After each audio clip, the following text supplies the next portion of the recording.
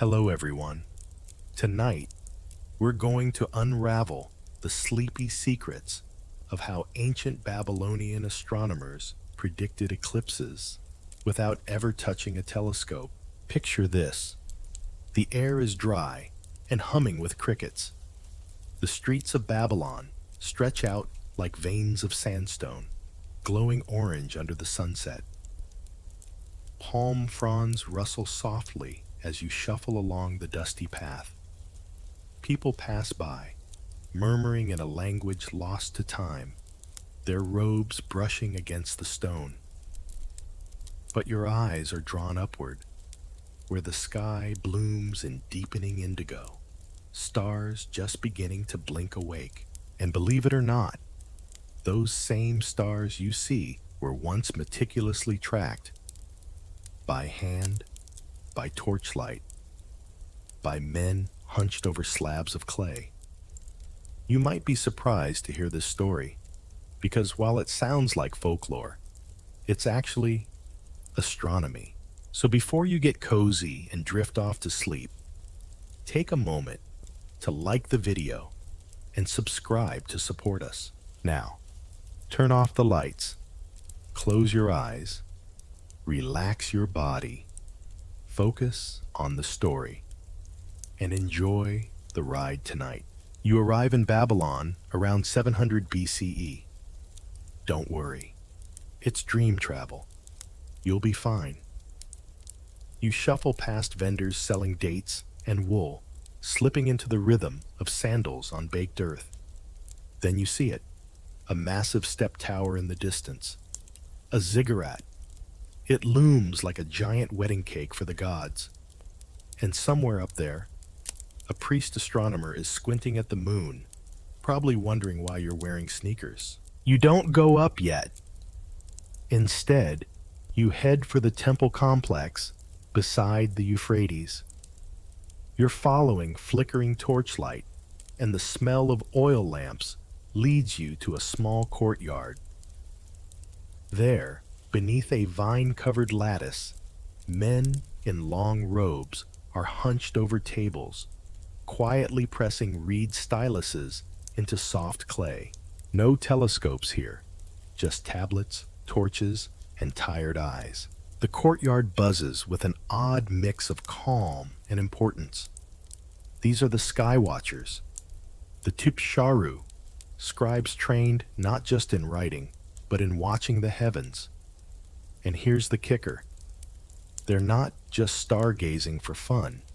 They believe that the sky tells them everything. When a king will fall, when war will break out, when crops will thrive. The stars, to them, are not passive dots of light. They're divine memos. You lean over a table, curious. One of the scribes grunts at you and moves aside. The tablet is warm to the touch. It's covered in neat rows of cuneiform signs, all arranged in dates and symbols. You recognize something. The crescent shape of the moon. They've drawn it beside a date. That's not art. It's a log, a record. You ask the scribe what he's doing. He doesn't answer right away, just keeps scratching marks into the clay. Then, in a gruff voice, he says, "Recording Venus. She was bright this morning, 4 fingers above the horizon, rose before the sun."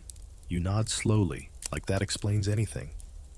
He grumbles again, "It's important." And he's right. The Babylonians were obsessed with Venus.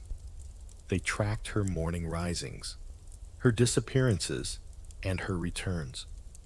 They called her Dilbat. They knew she danced in a pattern, one that repeated every 8 years. That's right. Ancient Babylonians could predict Venus's appearances across the sky to the day without ever leaving the ground.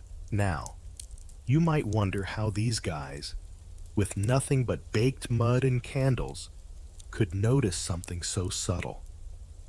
Well, for starters, they never stopped watching.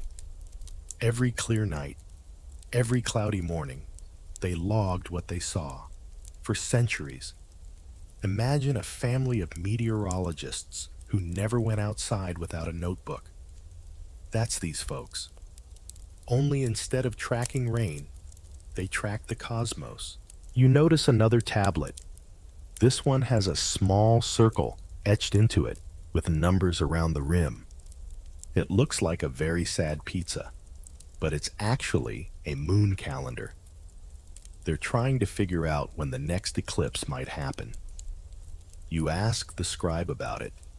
He gives you a tired look, like a high school teacher who's been asked what PI means during finals week. Eclipses happen in cycles, he says. You have to know the moon's tricks. The moon's tricks, you think, sound like a band name. But here, they're serious business. Suddenly, a loud bell rings in the distance. A temple gong. The scribe stiffens. Sunset, he mutters. They're watching for shadows tonight. As the torches are lit, a chill wind moves through the courtyard. You pull your cloak tight. The night is starting, and so is the serious work. You glance at the tablets again. Some are cracked, others freshly pressed. You realize something strange. None of them look up. Not right away. First, they check their numbers, their previous records. They're not guessing. They're calculating. Historians are still debating whether the Babylonians understood the precise geometry of eclipses, whether they knew that the moon had to cross a particular plane, the so-called ecliptic, to block the sun. But what's clear is that they knew when to expect them.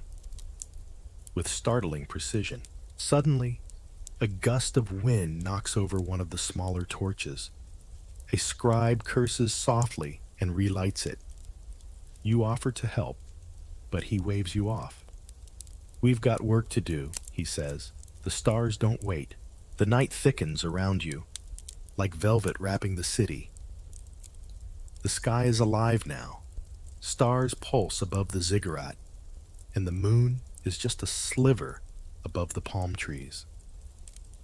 You sit quietly and watch as the scribes continue their slow, steady press of reed into clay. One line at a time, one planet at a time, year after year. And you start to see it, the method to the madness. This isn't magic. It's patience, discipline, and a little bit of obsession. Okay, maybe a lot of obsession. Odd. You lean back, the clay tablet still warm beside you, and look up at the stars.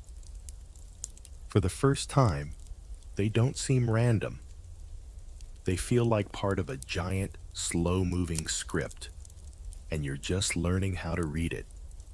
You return the next night, maybe out of curiosity, maybe because the tablet dust smelled kind of nice.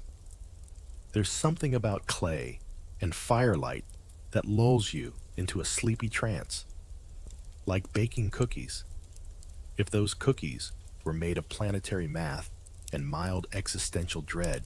The courtyard's quieter now. Most of the scribes have retreated indoors, but a few linger, still poking at wet clay like anxious bakers.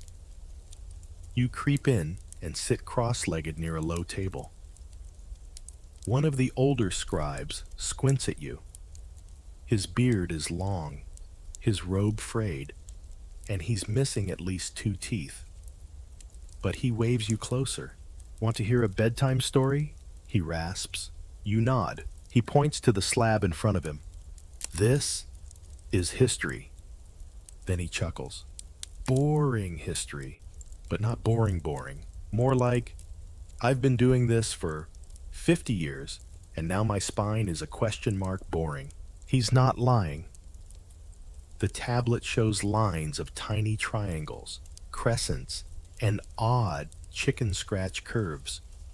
It's a star log. And tonight, it's all about the moon.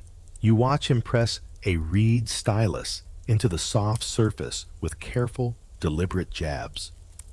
The strokes make soft clicks, like a metronome slowed down for dreamers. "This one is about last month," he mumbles. "We had cloud cover, but I felt it pass. A lunar eclipse. Third watch of the night, east horizon." "Wait," you say. "You felt it?" He shrugs. "Experience." Then he smirks. "And a lucky guess." Turns out, even in the ancient world, fudging the data is a time-honored tradition. Nearby, another scribe's tablet wobbles under a particularly heavy thumb. He groans. "This clay is too wet. It's like writing on soup." Someone else chimes in. "Be glad it's not like last month. Half our records baked wrong and smelled like goat for days." You can't help but giggle. It's oddly comforting. These ancient astronomers, the guardians of celestial prophecy, are basically a sleep-deprived study group who hate humidity. The elder motions you closer again. "You want to know how we do it?" he asks, more serious now. You nod. He picks up a smoother, drier tablet. This one's older. You can tell because the edges are chipped, and it has that musky antique store aroma. "This," he says, tapping the top, "is part of the Venus tablets of Amisaduca. It's over 400 years old. We've been tracking Venus for longer than your sandals have soles." He's right. These tablets are part of a tradition dating back to at least 1700 BCE, long before this particular beard existed. They contain line after line describing Venus's appearance and disappearance from the morning and evening skies, recorded down to the day. But here's where things get spooky. They noticed patterns, big ones. Venus would rise, disappear, then rise again, and the sequence would repeat every 8 years, almost perfectly. It was like the planet had a favorite dance and kept doing it over and over. So they wrote it all down. Not just Venus, either. Mars, Jupiter, Mercury, Saturn, those too. They called them the wandering stars. They watched them loop and dip across the night sky like sleepy bugs. And they recorded everything. Position, brightness, timing. One of the scribes even sighs and says, "I once recorded Mars blinking behind a smoke cloud. Took 5 hours to be sure it wasn't just my eyes." You get the feeling these guys didn't do a lot of partying. Instead of telescopes, they used a thing called a gnomon, a glorified stick stuck in the ground. By watching the shadow it cast, they could estimate the position of the sun or stars. Combine that with their careful observations, and voila, patterns emerged. One scribe shows you how they track lunar months. "The moon takes 29.5 days to cycle," he explains. "That's a problem." You frown. "How?" "Because our calendar has 12 months. That's 354 days. But a solar year is 365. We lose time." You blink. "So you just add days?" He laughs, like you suggested sacrificing a goat to fix a broken sundial. We intercalate. You blink again. "We shove in an extra month sometimes." It's basically ancient leap year logic, but sloppier. Imagine if every few years your calendar just said, "Surprise, bonus month." That was the Babylonian system. You try to picture it. A society that tracks time, not by watches or iPhones, but by the sky, and has to randomly insert a 13th month to keep everything lined up. Imagine trying to explain that to your boss. "Sorry, I missed the deadline. There was an unexpected month." A dog barks somewhere beyond the temple walls. A palm leaf flutters down and lands beside your knee. The air is warm, and someone hands you a cup of date wine. It tastes like fermented raisins dipped in honey. "You still awake?" the elder murmurs. "Barely." He leans in. You know what really messes people up? He says. The moon doesn't behave. That tracks. Some months are longer, some are short. Eclipses don't happen every full moon, and when they do, everyone loses their minds. Last time the sun disappeared, two merchants jumped in the river, thought the world was ending. You nod. That seems reasonable. Want to know a secret? He adds, whispering now. You lean in. We've got a pattern, an 18-year cycle, the Saros. We don't tell just anyone. Too valuable. You blink slowly. What's a Saros? He taps your forehead. It's how we know when the sky is about to pull a trick. He won't explain more. Not yet. But you get the feeling this Saros is going to come up again. You lean back and stare at the stars. Someone hums a soft melody. A donkey brays in the distance. The clay tablet beside you starts to dry, and a warm breeze carries the scent of figs and lamp oil. And as your eyelids droop, you realize you're not just watching the night anymore. You're part of the record. You're back in the courtyard the next evening, still wondering what that old guy meant by Saros. Sounds like a mystical seasoning. Sprinkle a little Saros on your dinner, and suddenly you can predict eclipses. Tempting. The elder finds you again. Same frayed robe, same look like he hasn't blinked in 40 years. He squints at the sky, then at you. You came back, he grunts. Good. You're ready. He beckons you over to a large flat slab covered in etched lines. It looks like a calendar drawn by someone who forgot how circles work. This, he says, tapping the stone with his knuckle, is how we tell the future. You're a little disappointed there's no crystal ball, just scratch marks. But you lean in. The Saros cycle, he begins, is 223 lunar months. That's 18 years, 11 days, and 8 hours. He says this like it's completely normal. You raise an eyebrow. Eclipses repeat, he explains, on this exact rhythm. Not just any eclipse, the same eclipse. Same shape, same time of year, same everything. You blink. Wait, how? He waves his hand at the sky. The moon and sun dance around us. Their shadows only line up just right when the moon crosses the sun's path, what we call a node. But those crossings happen at regular intervals. You try to wrap your head around it. So, they notice that every 18 years, there's a kind of cosmic deja vu. Same eclipse, different year. Yep. And they figured this out without watches, computers, or even glasses. Instead, they wrote it all down. Every lunar eclipse, every solar one. If the moon turned red, into the clay it went. If the sun dimmed at midday, they pressed that sucker into wet mud like it owed them money. And after centuries of observations, one of them finally noticed the loop. One priest, probably a guy with insomnia and too many clay tablets, drew a line and said, "Hey, haven't we seen this before?" Historians are still debating whether they fully understood the mechanics or just relied on pattern recognition.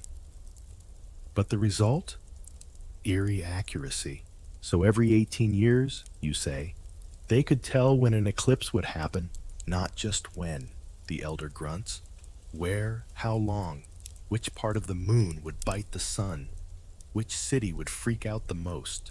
You're impressed, and also a little nervous. A younger apprentice comes over, holding a small tablet. He's got ink on his hands and clay under his fingernails. "Master," he says, "we're adding the last eclipse to the Saros log.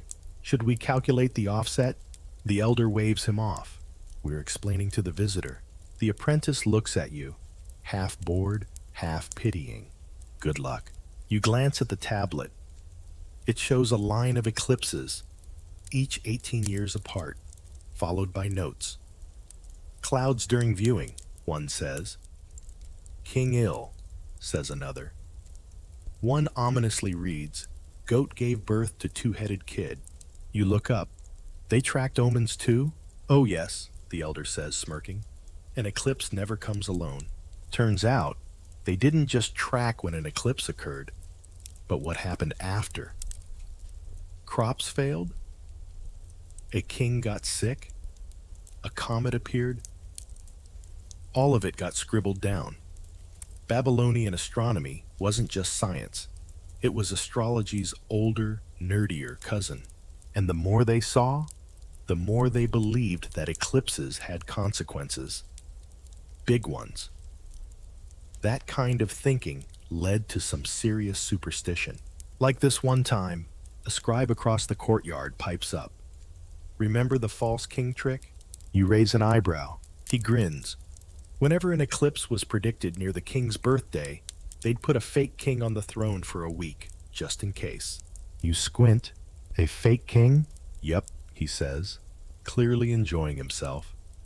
Usually a prisoner or a really unlucky servant. They dressed him up, gave him wine, fancy robes, and a crown. Then what? Oh, he adds with a shrug, then they killed him after the eclipse, to trick the gods. You pause, spooning that image into your mental soup. That got dark fast. The elder snorts, We don't do that anymore. You hope not. The sorrow cycle, it seems, wasn't just a calendar tool. It became a kind of cosmic weather forecast. Eclipse coming? Better prepare. Sacrifices, ritual cleansings, maybe cancel a parade. It was a powerful tool. Knowing when the sky would darken gave priests control. Knowledge became authority. If you could predict the heavens, people assumed you were on speaking terms with the gods. So, it's no wonder these calculations became temple secrets. Only a few priests were allowed to handle the full Saros records. Everyone else got vague prophecies and shoulder shrugs. You glance at the numbers again. 223 months, 18 years, 11 days. The precision makes your brain buzz. But what about leap months? You ask. The elder beams. Now you're asking good questions, because here's the deal. Lunar months don't fit neatly into solar years. So the Babylonians had to add intercalary months every few years, essentially a surprise 13th month to keep everything lined up. And when they did that, it messed with eclipse timing. That meant every Saros had to be adjusted. Every 18-year loop came with a tiny offset. Over centuries, it drifted. So they built corrections into their records. Basically, they were doing version control before GitHub was cool. The elder pulls out one last tablet. It's darker, older, cracked near the corner. But the writing is precise, elegant, not rushed. This, he says, holding it like a sacred text, was made by my teacher's teacher. He mapped the Saros back 200 years. We still use his corrections. You stare at the symbols. Tiny moons, arcs, numbers so straight they almost hum. The stars above start to shift. You hadn't noticed before, but Orion is tipping toward the west now. The night is passing. Someone pours you another cup of date wine. Someone else yawns. The elder settles into his spot, crossing his arms. You understand now, he says. It's not magic. You nod slowly. It's not even vision. You blink. It's memory, he finishes. The memory of the sky, pressed into clay, passed from hand to hand. You don't respond. There's not much to say. You look up again. The moon is nearly full tonight, sailing like a quiet ship over the rooftops. Somewhere, Someone's already marking it down. And you're starting to see what they saw. One eclipse at a time, you're lying on the rooftop of a small temple annex, staring at the moon. It's just hanging there, big and luminous and lazy. The sky around it is black velvet, pricked with stars. But something's wrong. It's not where it was yesterday. You sit up, rubbing your eyes, thinking maybe your internal compass is just scrambled from too much date wine. But then, one of the young apprentices, call him Clayboy, plops down next to you with a sigh, loud enough to startle the pigeons. "She's late again," he groans. "Who?" you ask. "The moon," he says, dramatically flopping onto his back. "She's always late, like an unreliable cousin." You chuckle, but then remember what the elder said. The moon doesn't behave. And tonight, you're about to find out just how frustrating that is. Down in the courtyard, several older scribes are arguing softly over a large table covered with a grid of chalk lines. Each one holds a wax tablet, flipping back and forth like they're solving a Sudoku puzzle under deadline. You shuffle back down the stairs, curious. One scribe points to the grid and mutters, "See? It's off by a third of a day. We expected the full moon to rise at the third watch, but she came at second." Another chimes in, "And she's 2 fingers lower than last cycle. It's not chaos. Yet." But there's a tension in the air, like when someone drops a scroll in the temple library and everyone freezes in horror. You ask what's going on. Clayboy trails behind you and helpfully whispers, "We're trying to figure out if the moon is plotting against us." Not quite. They're working through the ancient Babylonian problem of reconciling lunar months with the solar year. And spoiler alert, it never lines up perfectly. You see, the moon cycle, new moon to new moon, is about 29.5 days. So, 12 lunar months adds up to about 354 days. But a solar year is 365. That's a difference of 11 days. Do that math enough times, and things get weird.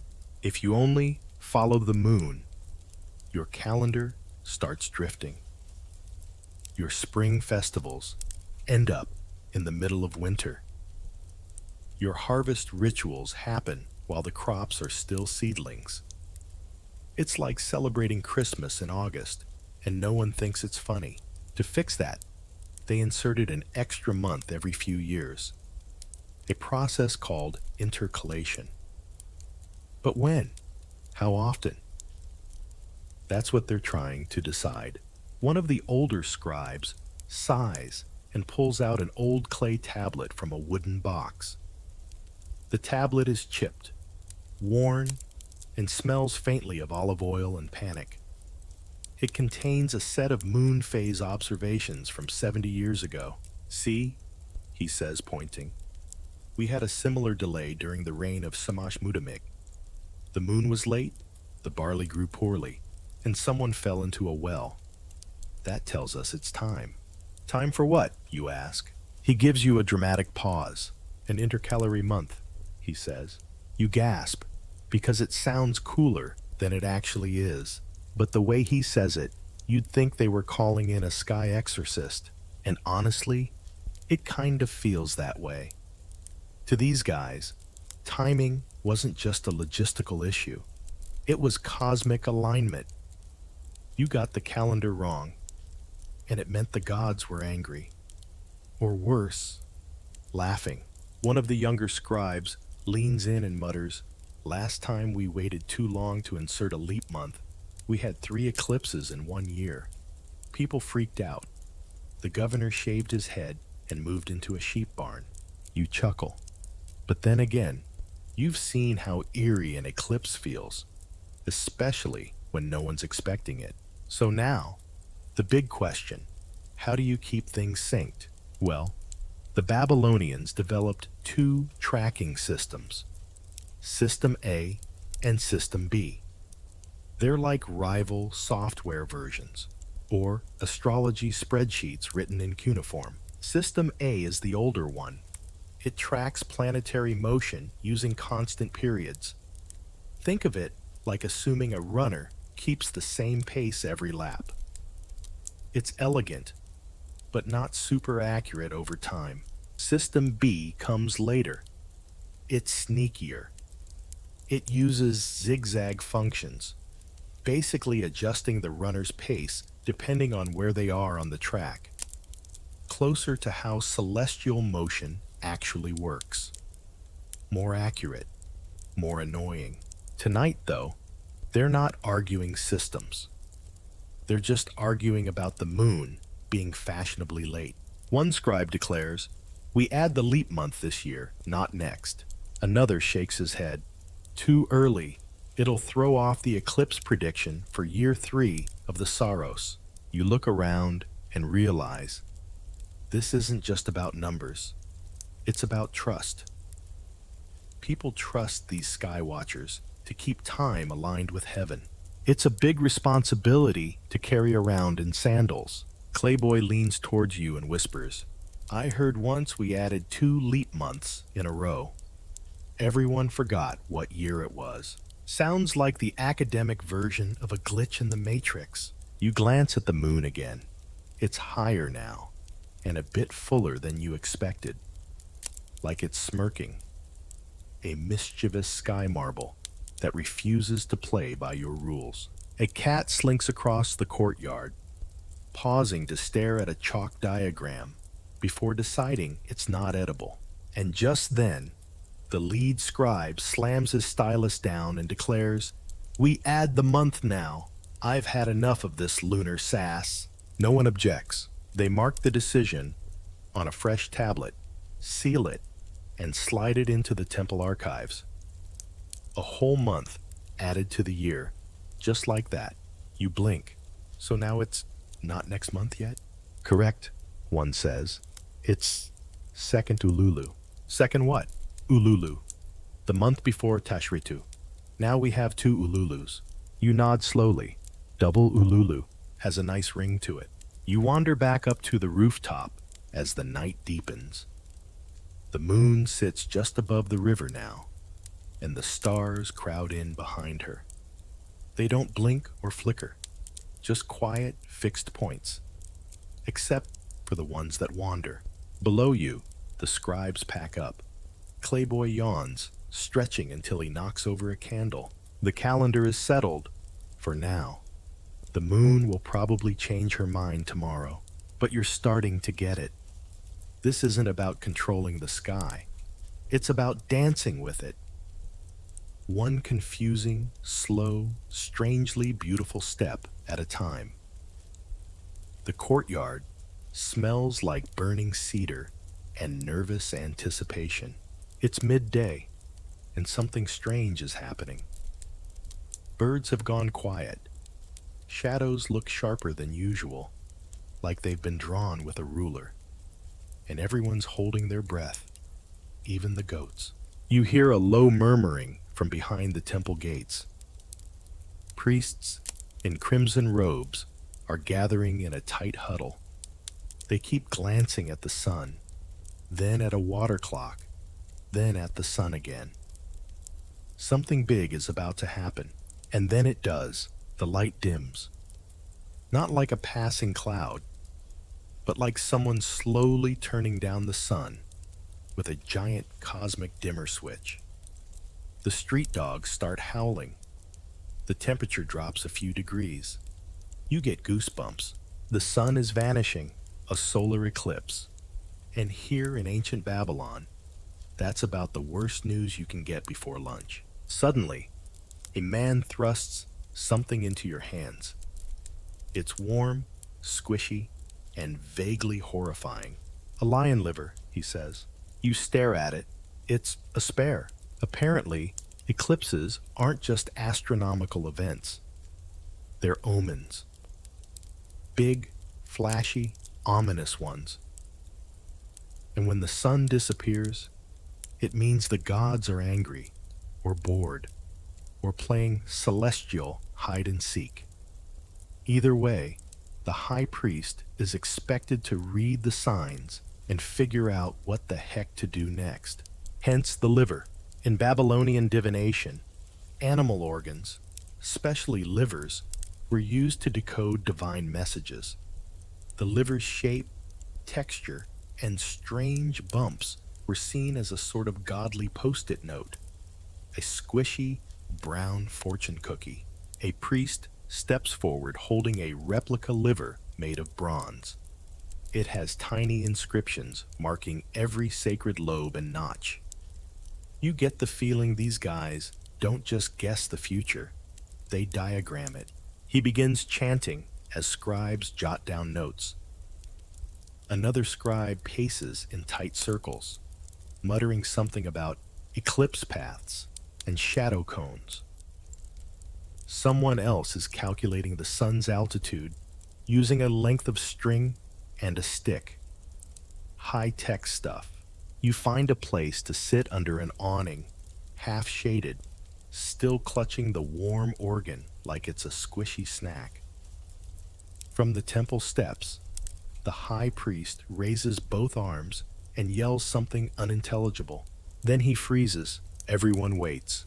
And then he says the words, "The king shall not die today." Cheers erupt. Someone faints from relief. A goat is sacrificed just to be safe.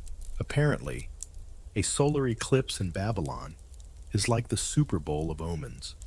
Kings have fled palaces, marriages have been postponed, and invasions have been timed according to them. Historians are still debating whether this was all political theater, or if they genuinely believed the universe was sending direct messages through celestial light shows.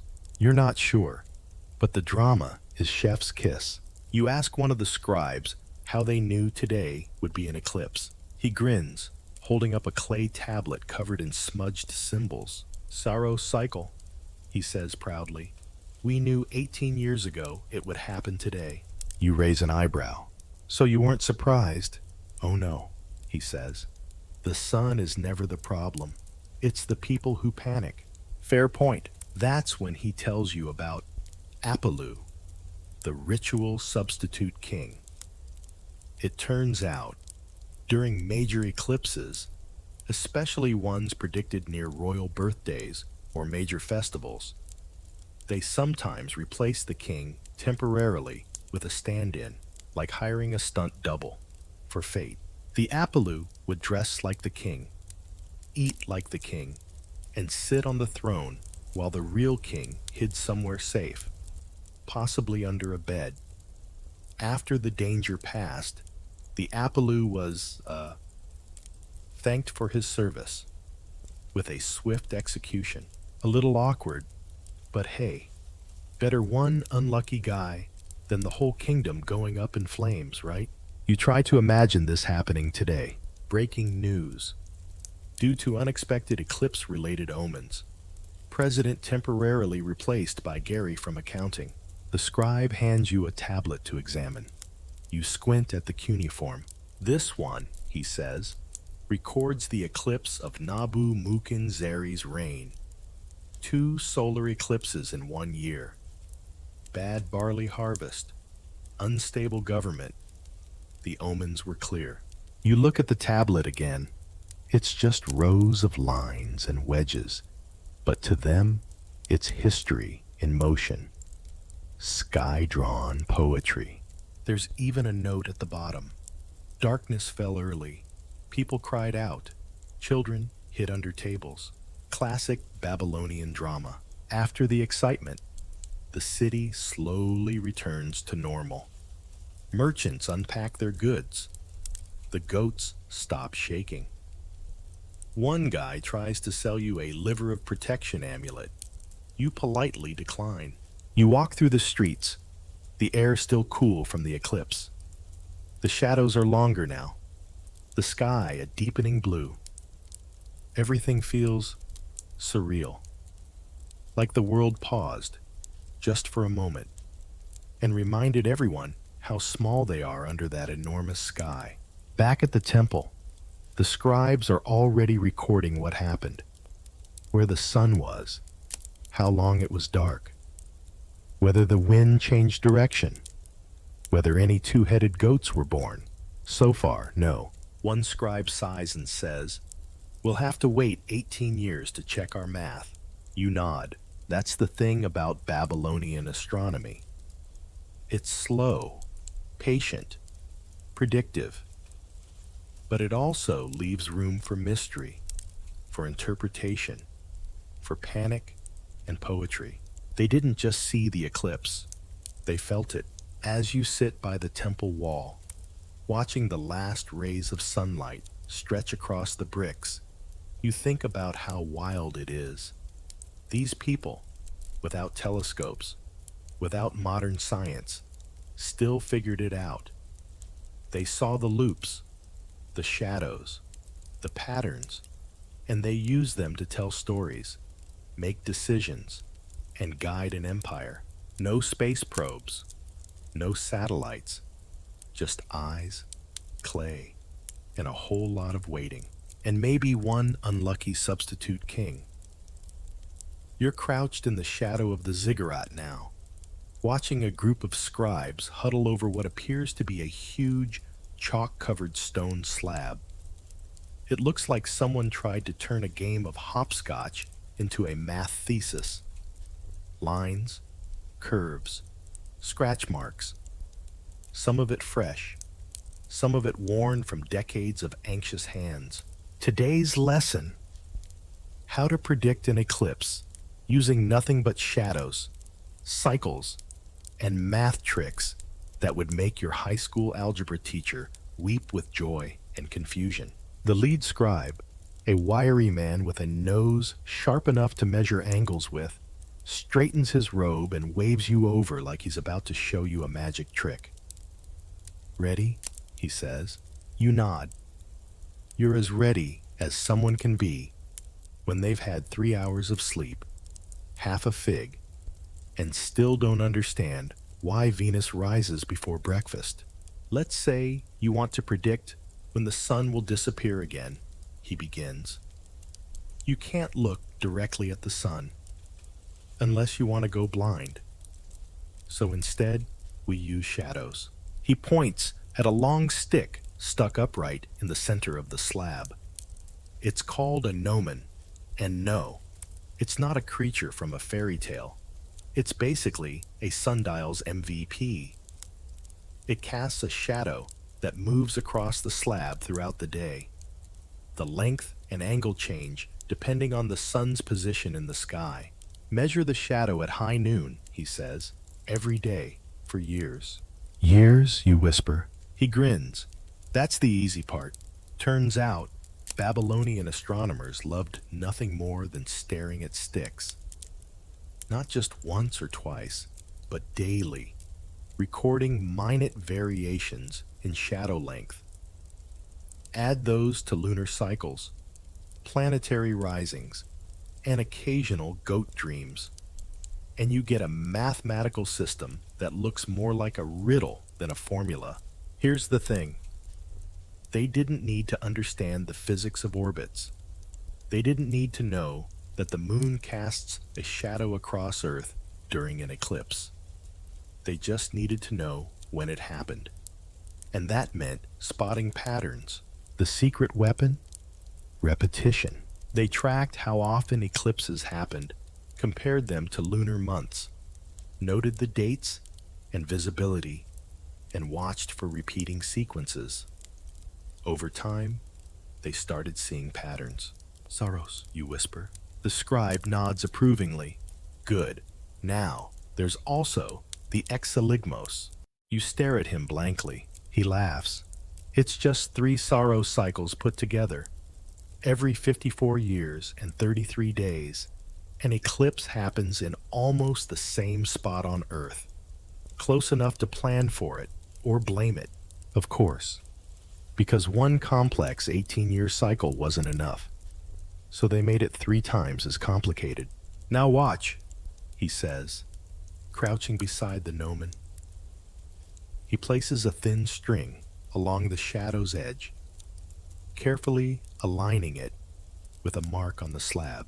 "That's today's noon shadow," he murmurs. "Now compare it to the last eclipse day's shadow."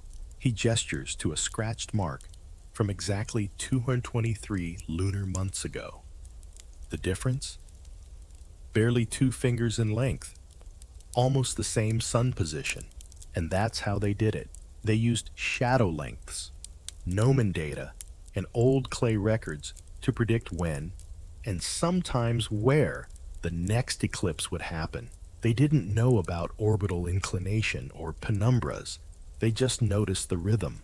Historians still debate whether they had a full geometric model or simply mapped out observational relationships.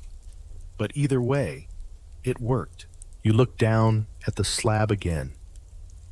One of the apprentices has started drawing a little sun with a frowny face. The scribe smacks him gently on the back of the head. "No cartoons. This is science." And it is. Kind of. This ancient method, a hybrid of astronomy and math scribbled on stone, predicted events modern people would only verify with satellites, and all of it came from paying attention for generations. The scribe beckons you closer to a side table where they've laid out eclipse logs. There's a wooden box filled with small clay tokens, each representing a recorded event. They're arranged in rows by year. Each token, he says, is a moment the sky blinked. You reach in and pick one up. It's heavy for its size, with a small star etched into the top and a crescent on the bottom. That one's from the year the sun vanished during barley planting, caused a famine. Everyone blamed the weather spirits, but we knew better. You nod slowly. They didn't just witness these events, they connected them. Eclipse logs often included omens, outcomes, even notes about royal decisions. It was astronomy and political forecasting in one crunchy package. One of the younger scribes passes by and grumbles, "The moon's off schedule again. 4th time this cycle." "I think she's mocking us." You chuckle, then realize he's not joking. They really believed the moon had moods. Just then, the lead scribe claps his hands. "Let's simulate a shadow path." He grabs 2 pebbles, a stick, and a shallow tray of sand. It feels like playtime at a cosmic sandbox. "This is Earth," he says, pointing to the sand. "This is the moon's shadow." He taps one pebble. "You want to predict when that shadow will fall on Babylon? Use the Saros, measure the angles, and factor in the shadow length." He draws a rough arc in the sand. It's crude, but oddly elegant. A shadow drawn with imagination and dirt. No telescopes, no glass lenses, just patience, hands, and a relentless desire to make sense of the sky. As you watch him shift the pebble slightly to simulate an eclipse, it hits you. This isn't just a guessing game.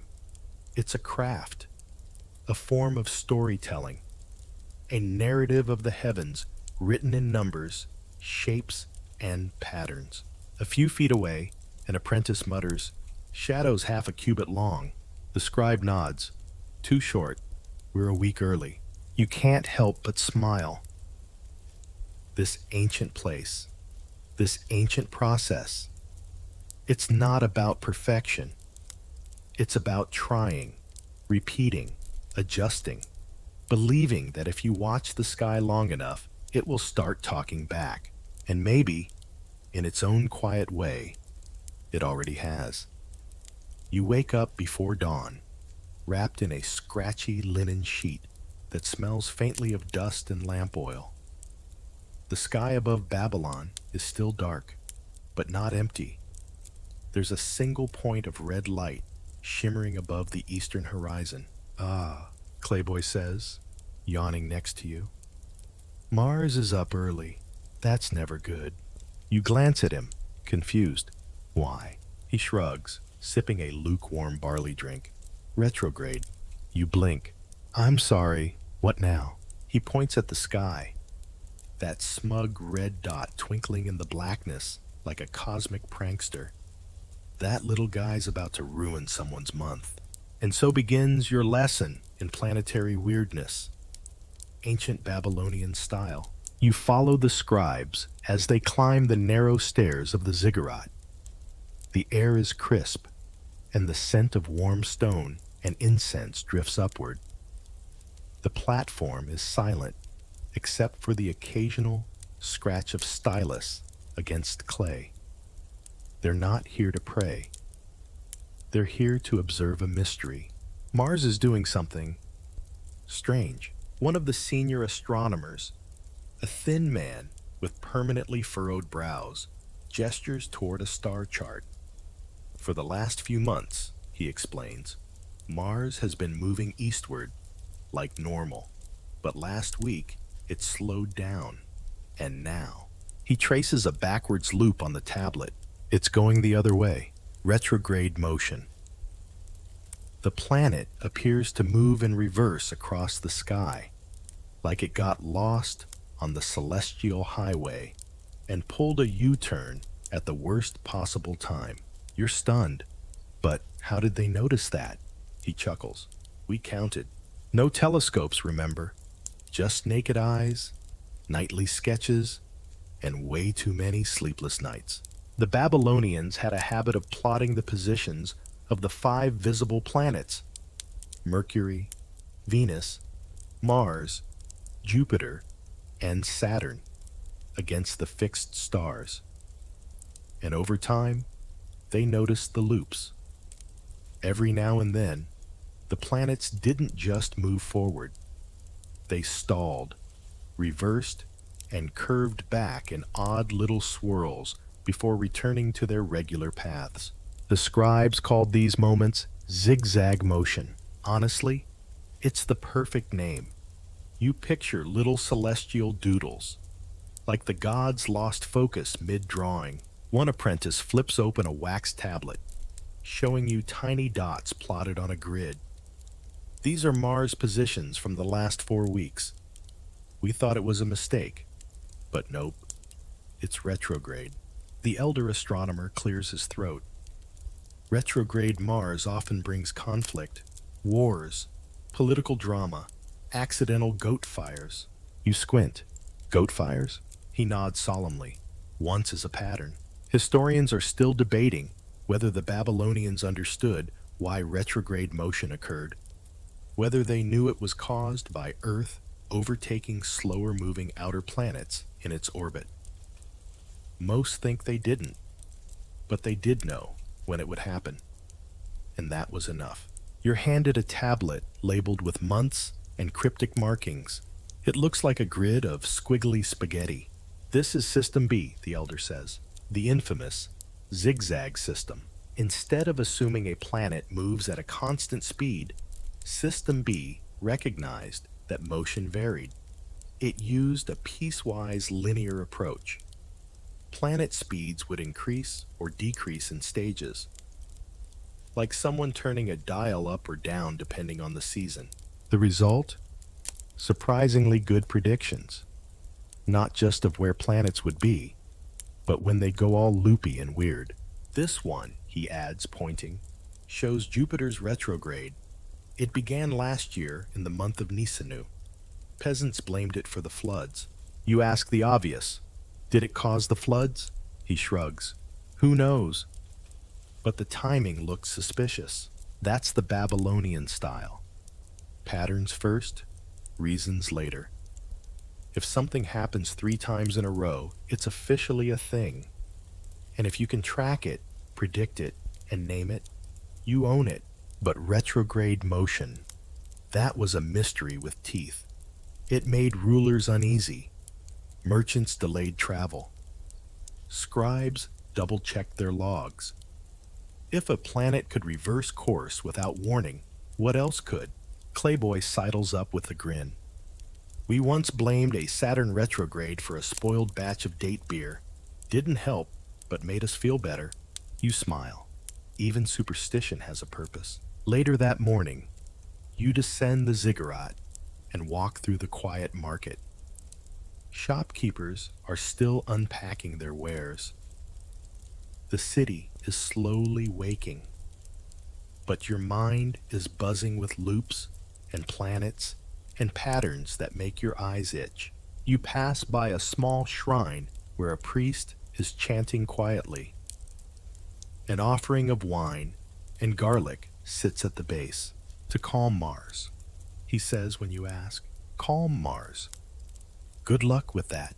Back at the temple, the scribes are making fresh clay tablets to record last night's movement. Each one is carefully labeled by month, phase, and direction. One scribe groans as his stylus snaps. "That's the third one this week," he mutters. Mars is definitely cursed. You finally sit down and stare at the sky again. The sun is up now, and Mars has faded. But you remember its place, its slow red pulse, its decision to zigzag. It's like a cosmic joke that nobody fully understands, but everyone respects. And as you rest your head against the warm wall of the courtyard, you realize this. The Babylonians didn't just look for answers. They lived inside the questions. They embraced the sky's weirdness, its rhythm, its unpredictability, and somehow they made it their own. The ziggurat staircase groans beneath your sandals as you make the climb once again. This time under the pale glow of a full moon. It hangs above the city like a round white lantern, serene and smug, as if it knows you're up past bedtime trying to decode its secrets. Tonight's mission? Moon catching. And no, it doesn't involve nets or ladders. It's something much sneakier. You reach the rooftop where a small team of astronomers, bundled in layered robes, are adjusting measuring cords, notched sticks, and a curious contraption that looks suspiciously like a coat rack made of reeds. "Welcome to the Moon Club," mutters one of the priests without looking up. Membership includes long nights, tired hands, and no social life. You nod solemnly and take a seat beside a pile of baked tablets. They're cold to the touch. One is labeled simply, "Moon Path, Month 5." An apprentice hands you a bundle of thin cords. Tie this to the gnomon, stretch it east. Tight, not too tight. If it snaps, blame Mercury. Ah yes, Mercury, the scapegoat of the night sky. You help set up what turns out to be a kind of low-tech lunar tracking system. Strings aligned with fixed stars on the horizon, marked pegs placed at regular intervals, and a gnomon in the center for shadow reference. This whole rooftop is like a big, sleepy sundial for moon geeks. The lead priest finally speaks. "Tonight," he says with reverence, "we record the lunar sixes." You pause. "The what now?" He gestures to 6 marked positions across the sky. 6 times we'll measure the moon's distance from key stars. Once every hour until dawn. Oh, so it's a sleep deprivation ritual disguised as science. The idea is deceptively simple. Track the moon's position across the sky and measure how far it is from fixed stars like Aldebaran, Regulus, or Spica. Use ropes or measuring sticks. Mark the distance using finger widths, cubits of the eye, they call it, and write it all down. But here's where it gets spicy. They've noticed patterns. Over many nights, many months, the same measurements repeat. Not exactly, but close. And when they do, that's your cue. The moon's entering one of its predictable cycles. This is how we predict lunar eclipses, the priest explains, his voice low. Not by looking at the moon, by watching its behavior. You glance at the measuring cords now taught across the rooftop, like a game of divine cat's cradle. The moon is approaching the first marker. A scribe squints, raises a marked stick, and whispers, 3 fingers from Regulus. Another scribe marks it on the tablet.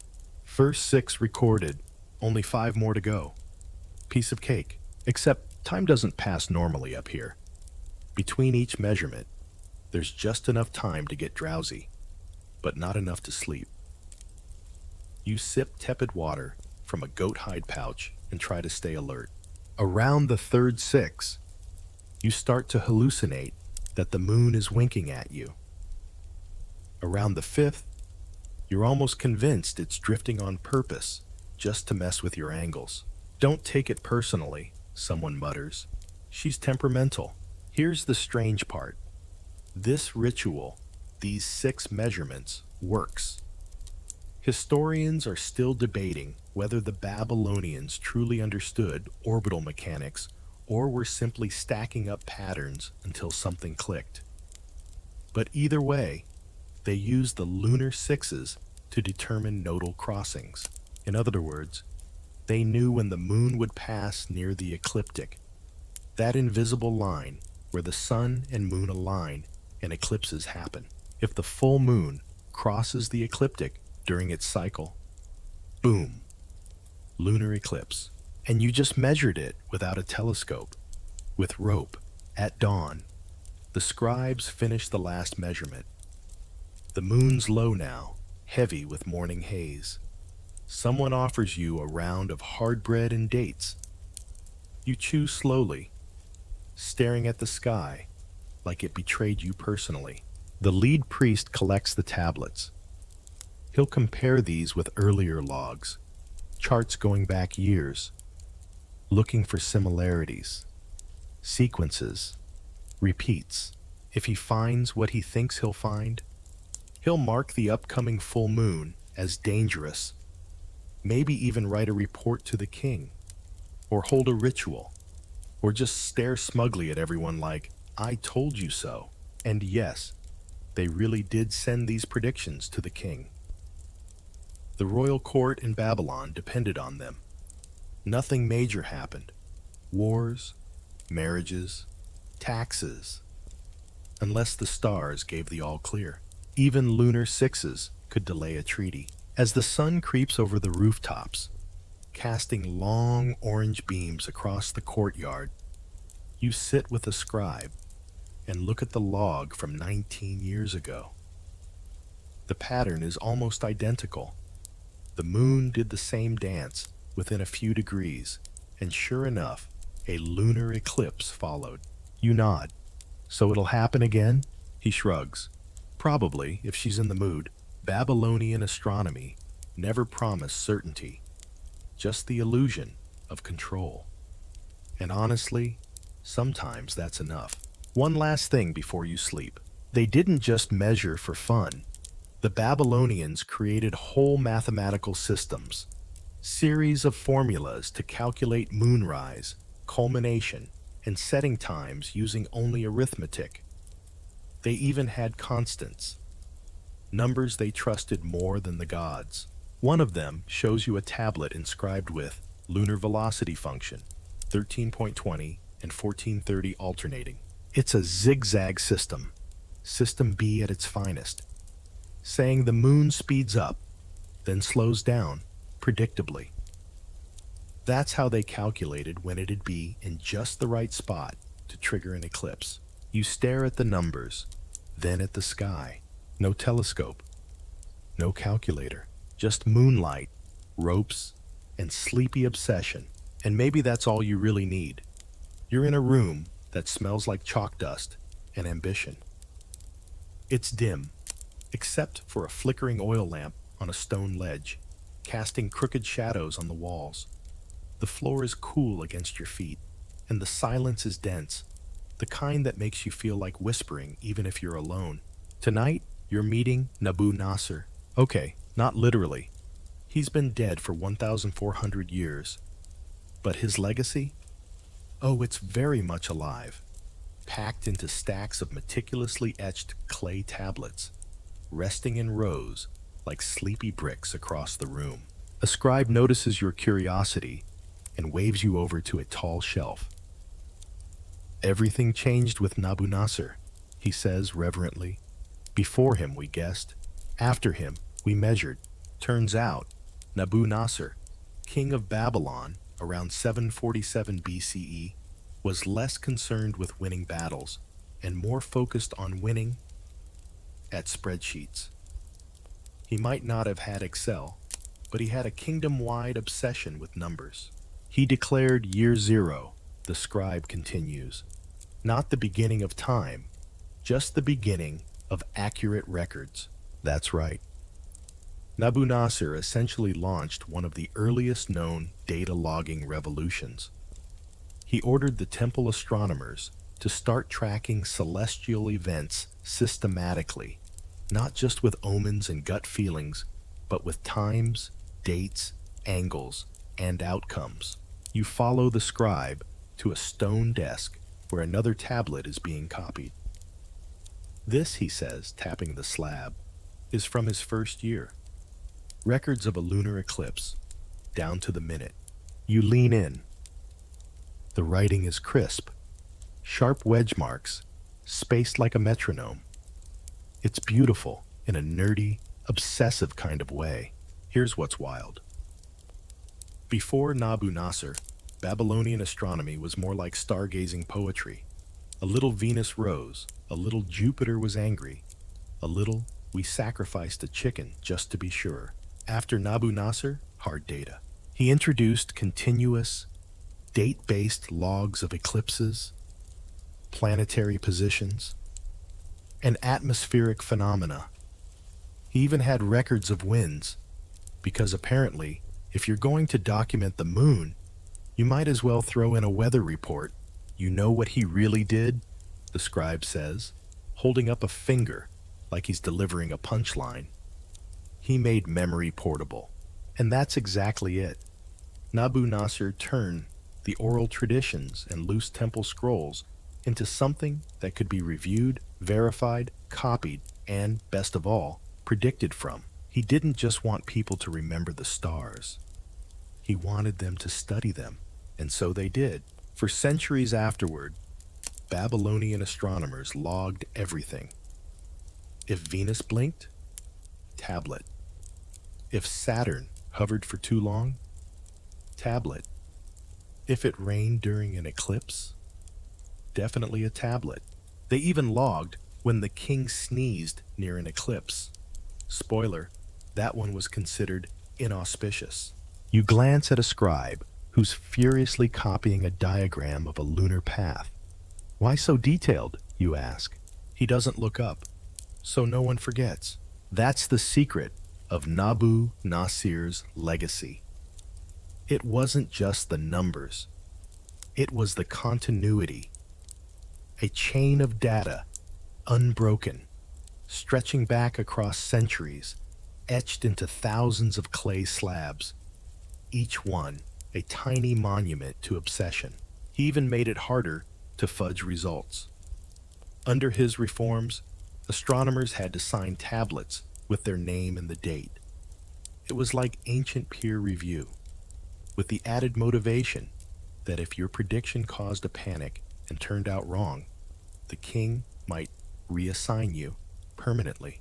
Historians are still debating whether Nabu Nasser truly understood the full implications of what he started, or if he was just trying to organize his priesthood and accidentally birthed scientific data analysis. Either way, it worked. The scribes show you a string of eclipse records stretching across 200 years. Every 18 years, they check the Saros, align it with moon phase data, adjust for intercalary months, and verify the retrograde motion of Jupiter just to be safe. All of it anchored by the Nabu Nasser standard, the calendar baseline every astronomer here swears by.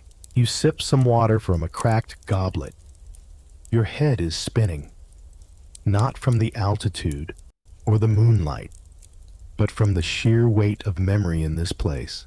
The walls, the shelves, even the floor They're packed with time, and then you hear it, a low, rhythmic tapping. One of the young scribes is making a new entry. Slowly, steadily, patiently, he presses his stylus into a fresh slab of wet clay. Tap, tap, tap. You sit down beside him and ask what he's recording. Today's sunset time, he says, with Mars above the horizon. That's it. Just a small fact. Just one more breadcrumb in the trail Nabu Nasser started 300 years before his own lifetime. You stare up at the sky. It's dark now, the moon bright and round, gliding silently through the stars. Somewhere above, Jupiter blinks. A warm breeze moves through the room, and a stack of tablets clinks softly in the corner like a clay wind chime. It sounds like time passing. The scribe finishes his line, signs the bottom, and leans back. Think anyone will read this in 1,000 years? He asks. You glance at the thousands of tablets surrounding you. I think someone already did. You're in a narrow hallway behind the main temple, where the clay tablet archive hums with quiet energy. The walls are lined with shelves, hundreds of them, each filled with baked rectangles of dusty wisdom. A few apprentices tiptoe by with padded baskets, carrying tablets like they're handling sleeping cats. Someone hands you a particularly dark slab. It's heavy, warm. The edges are chipped, but you can still make out the markings. At the top, Jupiter, year of omen and thunder. Okay, dramatic. A gruff scribe joins you and begins flipping through a stack of similar tablets, muttering under his breath. Jupiter was brighter than usual. Then the king got sick. Coincidence? You shrug. Probably. He stops and gives you a sideways glance. We don't do probably here. Fair enough. Welcome to the age of planetary portents, where Jupiter, the biggest and brightest of the visible planets, was more than just a shiny dot. It was a messenger, a symbol, and depending on where it rose, how long it lingered, or how it glowed, it could spell glory or doom. The Babylonians didn't just record Jupiter's path. They interpreted it. Another scribe enters, holding what looks like a star map carved into wax. We saw it rise in the east just before sunrise, he says, in the month of Sabatu, which means he flips to a reference tablet, runs his finger down a line, and lands on, illness shall befall the royal house. Yikes! Now, this wasn't random superstition. It was patterned, logged, cataloged behavior. They tracked Jupiter's heliacal rising, its first appearance before dawn after disappearing in the sun's glare. They noticed that when it appeared in certain parts of the sky, specific events followed. One tablet reads, if Jupiter appears in the month of Nisanu and the wind is from the north, the army will retreat. Another, if Jupiter remains stationary for 7 days, the harvest will fail. Historians are still debating whether these correlations were statistical in nature or purely anecdotal. But either way, the scribes believed them, and more importantly, the kings did too. You flip through a copy of the Enuma Anu Enlil, a massive compilation of omens, including dozens tied to Jupiter. Some are so oddly specific, you wonder if the gods just had a sense of humor. If Jupiter rises red and a sheep gives birth to twins, the southern border will rebel. Okay, sure, but this wasn't astrology for fun. These omens inform decisions. Major ones. Go to war or stay home. Blame Jupiter. Promote your general or feed him to the river gods. Ask the stars. One dusty priest leans in and whispers, the Assyrians used it too. They had a whole bureau of astrologers based on our models. We trained them. You nod. Babylon may have been conquered, but its sky logic endured. Back in the courtyard, a group of apprentices is working on new planetary logs. One is sketching a map of Jupiter's retrograde loop. Another is calculating its brightness based on star proximity. You join them and glance at a line of numbers scribbled into soft wax. Is this part of System B? You ask. They nod. Zigzag velocity function. Jupiter moves slow, then faster, then slow again.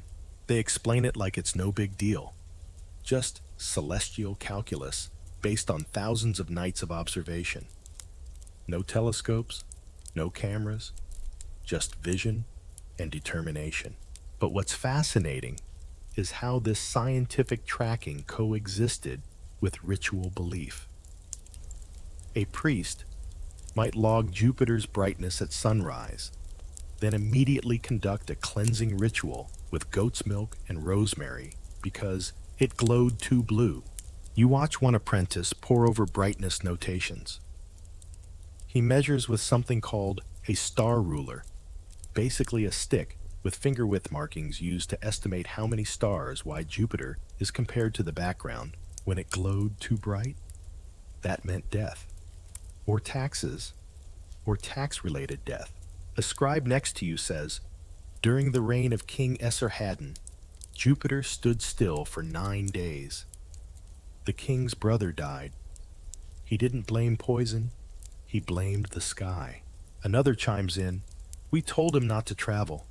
Jupiter warned us. It's hard to argue with celestial PR that strong. You follow the scribes to a small study chamber where the latest logs are being translated into omen lists. One scribe is bent over a fresh tablet, scribbling as he mutters, if Jupiter rises and Mercury is absent, the trade boats will be delayed. So even shipping delays had an astrological forecast. It makes you wonder how much of ancient policy was shaped by bad stargazing days. Did kings hold grudges because Venus showed up early? Did empires crumble because Jupiter blinked at the wrong time? Probably. You ask one final question before heading out. Did they ever fake the omens? A pause. Then a quiet reply. Some say yes. Turns out, when the stars don't support your agenda, a conveniently timed omen can smooth things over. Historians call this celestial propaganda. You call it divine spin. You step outside as the stars rise. Jupiter's there, low and warm in the eastern sky. Not red, not flickering, just calmly watching. You look back toward the temple, where the scribes are still hard at work, their silhouettes swaying gently under torchlight. Above them, the stars march across the night like glowing footnotes in a language only a few dared to learn. And you realize Jupiter might just be a ball of gas out there in space. But to the Babylonians, it was everything. A guide, a warning, a glowing celestial manager with a clipboard and a mood. You wake with the outline of stars still floating behind your eyelids. The ziggurat hums with morning sounds. Footsteps, the squeak of styluses on wax, and the occasional grumble of a scribe who hasn't had his fig porridge yet. Someone hands you a flat, round cake and points you toward the eastern stairwell. Rooftop observation duty, he says with the tired voice of someone who hasn't seen a pillow in 3 moons. As you trudge up the steps, it hits you. You've barely slept. You've learned more about planetary zigzags than most people know in a lifetime. And you're somehow still not over how the moon occasionally just vanishes. But today's not about the moon. Today's about where they do all this sky spying. The architecture of Babylonian astronomy. And spoiler, it's more than just rooftops and good eyesight. You reach the top platform and squint against the sun. The sky is so clear, you feel like you could reach up and smudge it. Around you, the city stretches out in golden bricks and geometric geometry. But the real wonder is under your feet. You're standing on a ziggurat, an ancient skyscraper, part temple, part observatory. And no, it doesn't have an elevator or bathrooms, but it does have the best view in the empire. This is our temple of measurement, a scribe tells you, laying out a scroll. Each level has been aligned to cardinal directions. That way, when Venus rises in the east, we see her first. They call it the Edamananki, the foundation of heaven and earth. It's over 300 feet high and wide enough to host a small livestock market on top. Not recommended, though. One goat up here got dizzy and tried to fly. The Babylonians used these high vantage points for a reason: clarity. Down on the street, buildings, trees, and wandering dogs get in the way. Up here, nothing between your stylus and the stars. A scribe named Elilu shows you the star maps they've painted on the ceiling of a nearby chamber. It's circular, segmented like a pie chart, with constellations painted in ochre and black. You spot what must be Leo, Scorpius, and something that suspiciously looks like a llama. That's not a llama, Elilu says. It's the celestial goatfish. You nod slowly, as if goatfish makes more sense. These maps aren't just decoration. They're functional, used to track stellar risings, seasonal changes, and determine when a certain star cluster might open the gate to an eclipse. That's right. They believed that constellations had doorways, cosmic checkpoints the moon or planets had to pass through. Some of these gates were associated with danger. Others, protection, or harvest, or a rash of spontaneous musical performances. You never know with the stars. You ask, how did they draw this so accurately? Elilu points to a shelf stacked with mathematical tablets. By counting, always counting, everything.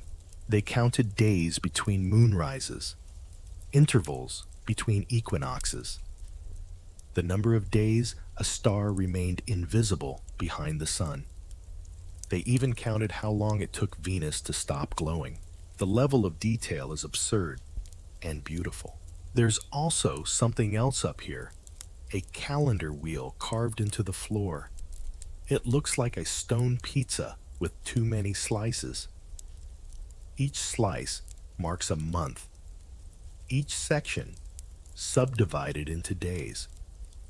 Along the rim, glyphs for phases of the moon, key star risings, and predicted planetary movements. One apprentice traces his finger along the edge. This helps us align sacred rituals with the heavens. You don't hold a barley festival during a retrograde. That's just asking for spoiled grain. The ziggurat isn't the only observation tool. You're shown a measuring shaft nearby, a narrow corridor where a single beam of sunlight passes through a hole at exactly noon on the solstice. It's how they confirm the year's turning point. No sundials, just geometry and sunlight. You know what the king asked us last month? One scribe mutters. He wanted to delay taxes until after the equinox. Said it made the numbers more divinely aligned. Of course he did. Historians are still debating whether these structures were built for astronomy or were simply co-opted by astronomers who liked the height. But what's clear is that Babylon's religious and celestial work were deeply entangled. The ziggurat was both ladder to the gods and platform for math. You duck into a shaded room on the second tier and find a pile of soft clay tablets arranged by topic. One scribe holds up a chart titled Rising Time of Venus. It lists dates, times, brightness, and star proximity for an 8-year period. You recognize some of the entries from previous logs. Venus rises in nearly the same place every 8 years. They noticed. They wrote it down. They tested it again, and again, and again. One scribe jokes, "I spent so long tracking Venus, I named my daughter after her. She now refuses to get up before noon. I should have seen that coming." You laugh, but it's a familiar story.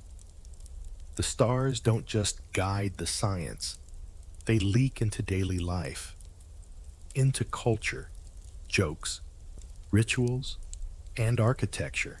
Even your breakfast was likely served after confirming it wasn't an eclipse day. As you return to the rooftop, the sun has fully risen. The city glows gold, and the Euphrates snakes quietly through its heart. You sit at the edge of the platform and dangle your legs over the side. You think about the generations of astronomers who sat right here, watching the same sky, breathing the same desert air. They didn't have graphs, or apps, or telescopes. They had bricks, stars, math, and stubbornness.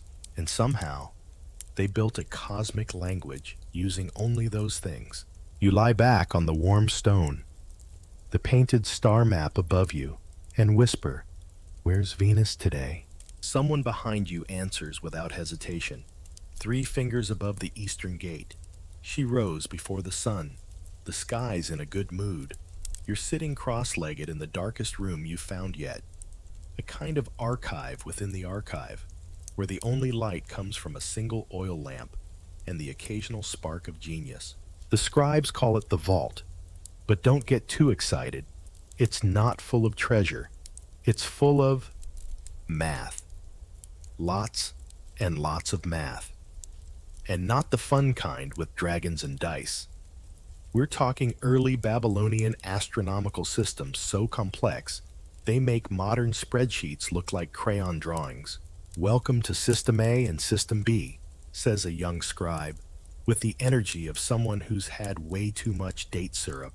He hands you 2 tablets. One is neat, orderly, full of columns, with numbers decreasing in nice, round steps. The other is chaos. It zigs. It zags. It looks like a nervous chicken designed it. "This one," he says, tapping the first, "is System A. Straightforward. Constant values. Predictable." Then he taps the second. "This is System B. It's complicated." You look at him. "So, System A is for beginners?" He grins. "System A is for optimists." Let's back up. System A, developed around 400 BCE, used simple arithmetic progressions. For example, if the moon moved X units on day 1, it would move slightly more or less on day 2, and so on, always changing at a fixed rate. That worked well for tracking the moon and planets over short spans. It was like assuming the universe had a favorite rhythm and stuck with it. But the sky doesn't play fair. The moon speeds up, slows down. Planets drift weirdly. Retrogrades happen. Venus goes full diva and disappears for weeks. So around 350 BCE, they built System B. System B used a more advanced zigzag function, alternating increases and decreases in speed. It was essentially a predictive dance map, a cosmic step chart. One scribe describes it as trying to predict a drunk bee's flight pattern with a ruler. You stare at the formulas. They're all in sexagesimal, base 60. That means they counted like they had 60 fingers, which, given how often they wrote things down, maybe they did. Why base 60, you ask? Because it divides neatly, the scribe says. You can split 60 into halves, thirds, fourths, fifths, sixths. You stop him at sevenths. Wait, who needs sevenths? He shrugs. We track Jupiter's loops. Trust me, it comes up. Each row on the tablet represents a day, a position, a speed. The scribe draws a tiny diagram in the dust, a wave pattern showing the moon's velocity over time. Up, down, up, down. Each phase like the beat of some eternal drum. Here's the amazing part. It worked. They could predict the length of a lunar month, down to the minute. They knew when the moon would pass through certain constellations, when it would appear late, when it would vanish before a potential eclipse, all without knowing anything about gravity or orbits. Historians are still debating whether the Babylonians understood the sky as a physical space or just a number puzzle. But their predictions rivaled models developed nearly 1,500 years later. One scribe leans over and whispers, "We even predicted the moon's anomaly." You nod like you totally know what that is. It's the moon's changing speed as it orbits Earth. Sometimes faster, sometimes slower. And these scribes had math for that. Their zigzag velocity table handled it like a pro. Another tablet shows intercalary months, those pesky extras needed to sync lunar months with the solar year. A whole algorithm dictates when to insert the 13th month. It's tucked neatly inside a sequence of numerical checks. If the full moon occurs more than 13 days before the equinox, we add the extra month, the scribe recites. Unless it falls on the third watch after Nisanu, in which case we wait a cycle. You just stare. So, you built a math-based calendar? He nods. A cosmic clock with clay gears. And here's the kicker. They didn't even need to look at the sky anymore. Once the systems were in place, Babylonian astronomers could predict events without observing them. No moon required, just math. System A and B were their telescopes, calculated visions of the future. You hold one of the tablets in your lap, careful not to smudge the ancient marks. It feels almost alive, warm, heavy, humming with possibility. This isn't just a list of numbers. It's a conversation with the stars, one that's still being whispered thousands of years later. One apprentice clears his throat. You want to try? You blink. Try what? He hands you a blank wax tablet and a reed stylus. We'll give you last month's lunar velocity. You predict the time of moonrise 2 weeks from now. You take the stylus, your hand suddenly sweaty. Use System B, he says, barely hiding his grin. Of course. You scribble awkwardly for 10 minutes. The numbers don't quite add up. Your velocity drifted too far. You accidentally added a leap month. Your moon is now rising during lunchtime, apparently backward. The scribes chuckle politely. Not bad, one says. You're only 5 hours off. Another pats you on the back. That's closer than we got in our first year. You laugh, relieved, and hand the tablet back. The wax is smudged, but it holds the weight of your effort and a sliver of Babylon's mind. As you leave the vault, you pass a wall carved with one phrase in Akkadian. The heavens are written in numbers. And for the Babylonians, that wasn't just metaphor. It was daily life. Their systems, A and B, weren't just about knowing the moon. They were about mastering it, about turning chaos into rhythm, and about proving, night after night, that if you watched carefully enough, the universe would reveal its heartbeat. You're standing at the edge of a dock along the Euphrates River, watching as the sky shifts to that deep, bruised color just before dawn. Crates are being loaded onto flat-bottomed boats. wool, barley, scrolls, and wrapped bundles of clay tablets. Destination Ur, says a merchant, tying a knot with one hand and chewing a date with the other. Or maybe Egypt. Depends on who pays better. You blink. They're exporting astronomy? He shrugs. The Greeks like it. Say it helps them build temples or something. Welcome to Babylon's intellectual export boom. Because while Babylon wasn't always winning wars, it was quietly winning the space race. And everyone else noticed. Back at the temple, one of the elder priests confirms it. They come here, he mutters, gesturing vaguely westward. The Ionians, with their sandals and their questions. You suppress a laugh. Apparently, even in the ancient world, tourists were a vibe. But this wasn't just a casual cultural exchange. Starting in the 6th century BCE, Greek scholars began flocking to Babylon, drawn not by the food, though the lentil stew slaps, but by the math. They came for the star tables, the Saros cycles, the lunar sixes.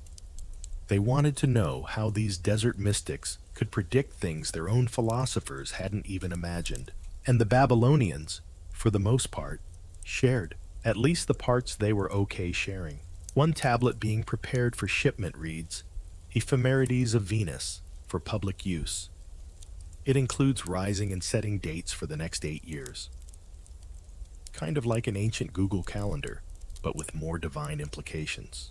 You watch as scribes roll clay into scrolls, copying velocity tables and eclipse charts. They use a fine stylus, careful to make each mark crisp. It's not just information, it's craft. So the Greeks really used this stuff? You ask. A young scribe nods. They copied it, built on it. Some even claimed it as their own. You raise an eyebrow. That's rude. He shrugs. That's history. You learn the names. Thales, Anaximander, Hipparchus, big thinkers.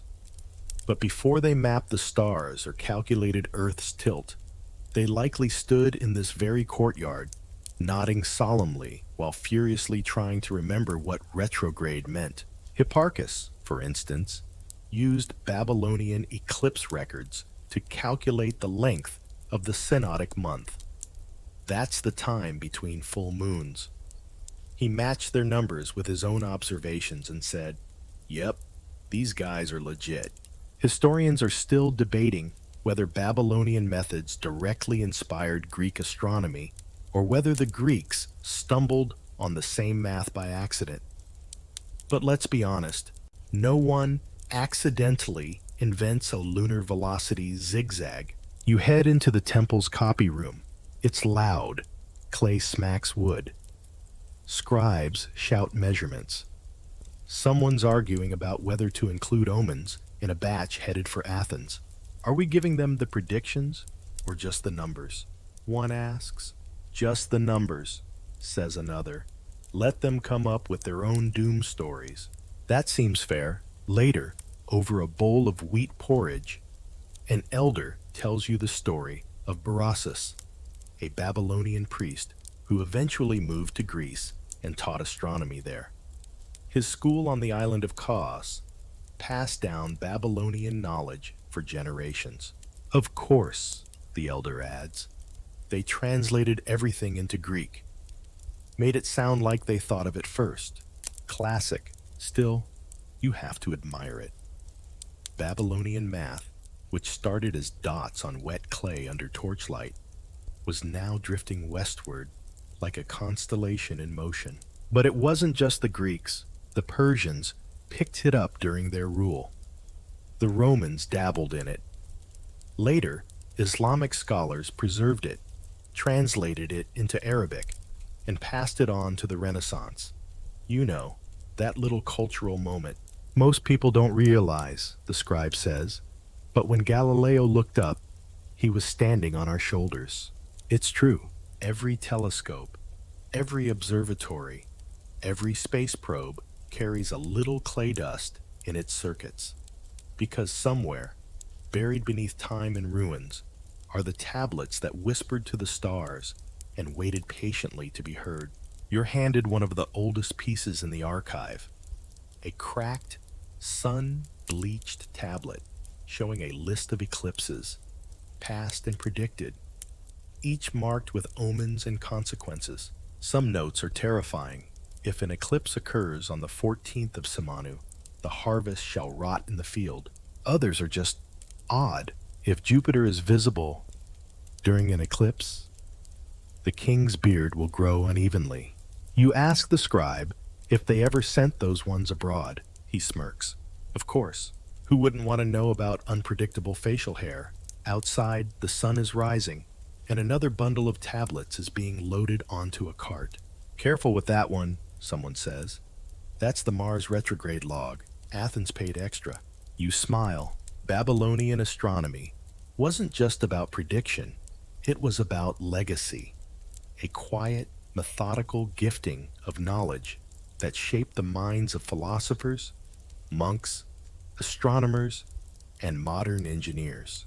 The stars didn't belong to anyone, but the Babylonians mapped them first. As you walk away from the temple, the air smells of clay and sesame oil. A boat is drifting down the river, carrying ephemerides and eclipse logs wrapped in linen. The sky is pale gold. Venus lingers low over the horizon, like a goodbye wink. And you think, maybe that's what history really is. A long message passed from hand to hand, clay to scroll, temple to observatory. And tonight, it sails west. You're sitting in a courtyard filled with silence so thick, it almost feels sacred. No chanting.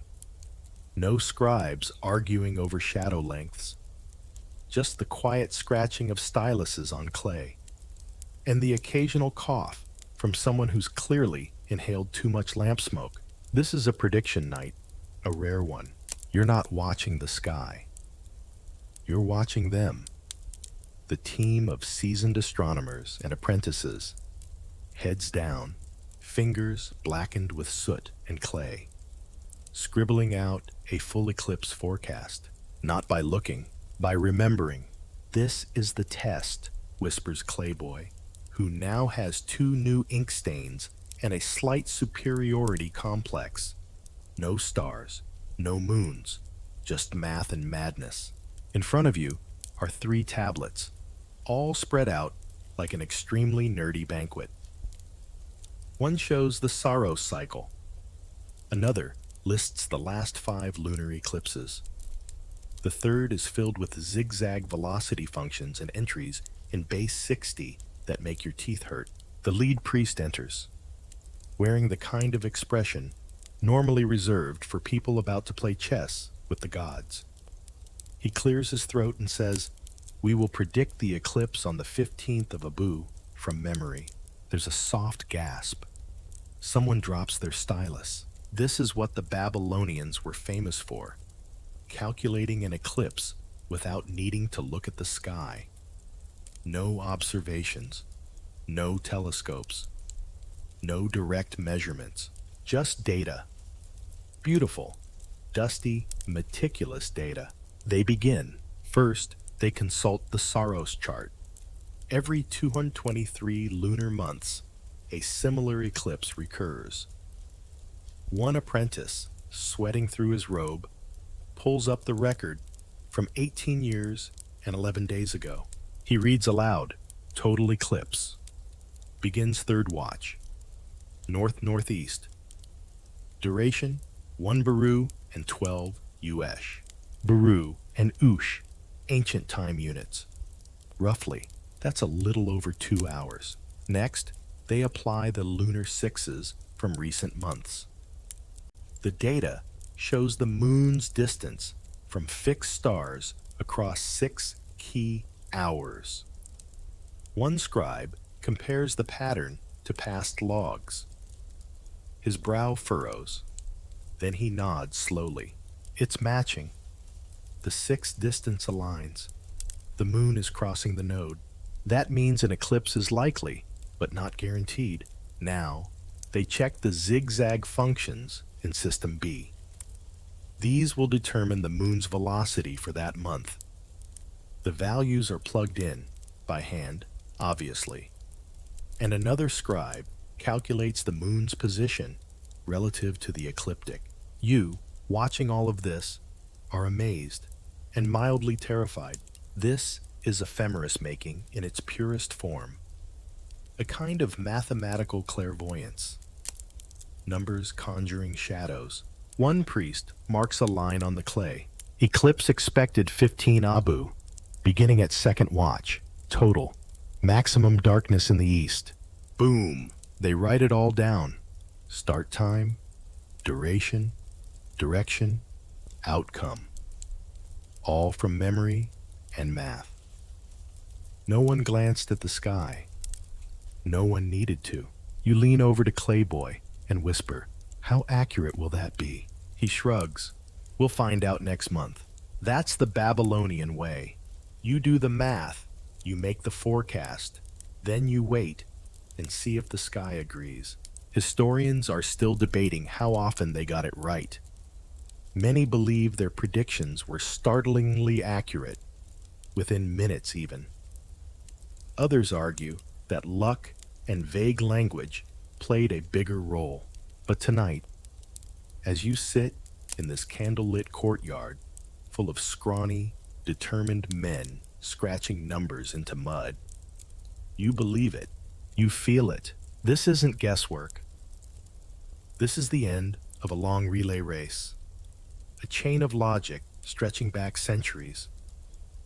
Each generation of astronomers passed the torch, tablet by tablet, until someone figured out how to predict the darkness before it arrived.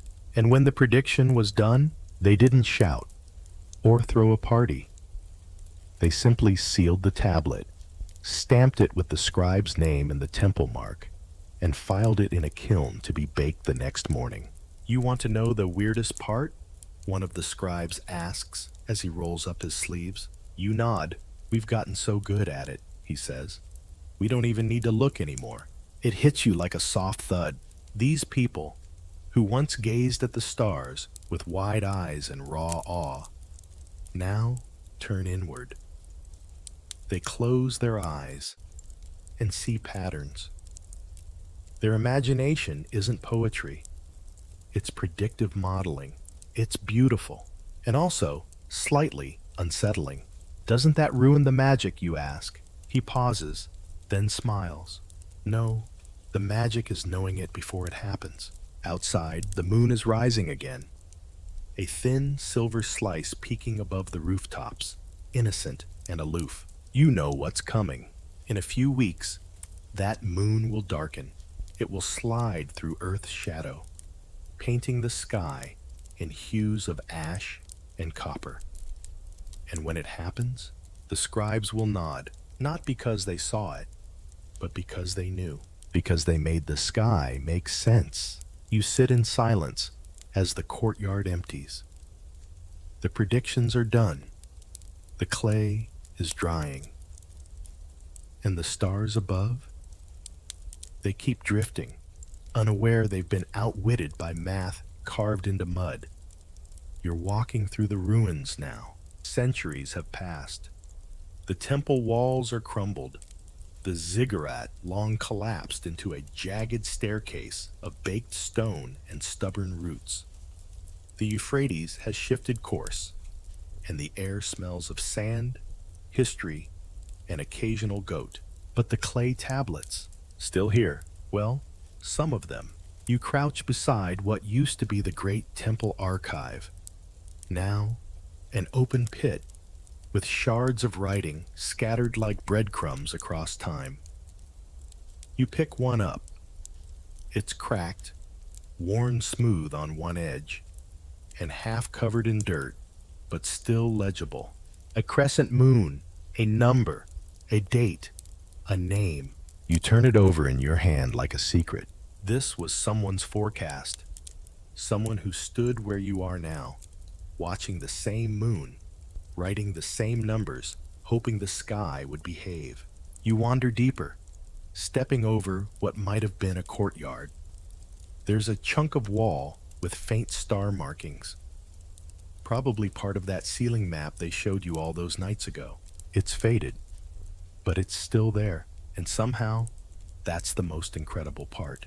Because all of it, every lunar 6, every sorrow cycle, every backward walking Mars and sideways Jupiter, it survived. In fragments, sure. In buried vaults and half-baked slabs. But it survived, and not by accident. A breeze moves through the ruins, stirring the dust, lifting a curl of papyrus from under a rock. You sit on what might once have been the base of a gnomon, remembering how they measured shadows like prayers, turning sticks and sunlight into calendars. You remember the scribe who warned you the moon was moody, the priest who said, "The heavens are written in numbers," the apprentice who told you the magic isn't in the eclipse, it's in knowing it's coming. You remember Clayboy, snorting over date wine and muttering about goat fires. You smile. Historians still debate whether the Babylonians truly understood orbital mechanics, or if they were just the most consistent guessers in human history. But when you hold that fragment of a clay tablet and see a perfect prediction etched with a reed stylus, you stop caring about debate. You feel awe because here, without telescopes or Newton or supercomputers, ancient minds caught the rhythm of the cosmos. They watched, they waited, they tracked dots of light across sky and time. They built a system, and then they trusted it. That's the part that gets you. Even now, thousands of years later, our eclipse forecasts still match theirs. Sure, we've refined the math, added a few decimal places, and swapped clay for code. But the bones are the same. The sky still dances, the moon still loops, and we still whisper, "It's coming," before the darkness falls. You brush dust from the tablet and look to the sky. No eclipse tonight. Just a peaceful dome of stars, steady and unconcerned. But you know the patterns now. You know the rhythm. And somewhere in that velvet blackness, the next eclipse is already scheduled, penciled in by hands long turned to dust, but still echoing through the heavens. And now, everything slows down. The torches have gone out, the ziggurats are silent, and the stars above Babylon blink lazily like they too are ready for sleep. The clay tablets are tucked away, their numbers resting.